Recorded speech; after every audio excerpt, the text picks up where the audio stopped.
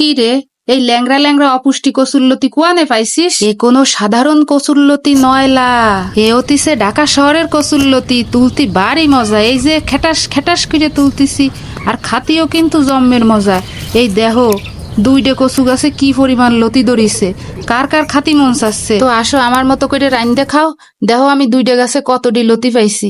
প্রথমে আমি লতিটি সুন্দর করে কাইটে কুইটে ধুয়ে নিচ্ছি। এবার দিয়ে দিতেছি সকল ধরনের বাটা মশলা, বুঝিছো? পেঁয়াজ বাটা, রসুন বাটা, আদা বাটা, জিরে বাটা, দেশি চিংড়ি মাছ 1 চামচ, আর দিছি বাগেরহাটের নাইহেল মানে নারকেল বাটা 1 চামচ। তারপরে দিছি চিংড়ি মাছের হাত পা বাইটে, তারপরে দিছি হলুদ গুঁড়া, মরিচ গুঁড়া, লবণ, আর সাথে ডাইলে দিছি কতখানি সয়াবিন তেল। ব্যাস, এইবার সব উপকরণ ভালো করে মাইখে জেইকে নিচ্ছি। ভালোভাবে মাখা চাকা হয়ে গেলে দিয়ে দিতেছি মশলা বাটি দেওয়া সামান্য পানি।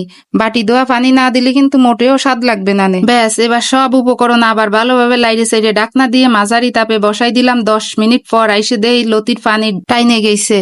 ব্যাস, আবার একটু লাইরে সাইডে ঢাকনা ছাড়া আবার 10 মিনিট হালকা জালে বসাই রাখবো। একটু লেবুর রসও সাথে দিয়ে দেবো। জংলি কচু তো আবার চুলকলি কিন্তু সমস্যা। লেবুর রস দিয়ে নাইরে সাইডে নামালি কিন্তু রেডি নারকেল চিংড়ি দিয়ে কচুর লতি। সেই স্বাদ গো ভাই, এত স্বাদ কে? চুরি করা কচুর লতি তো তাই।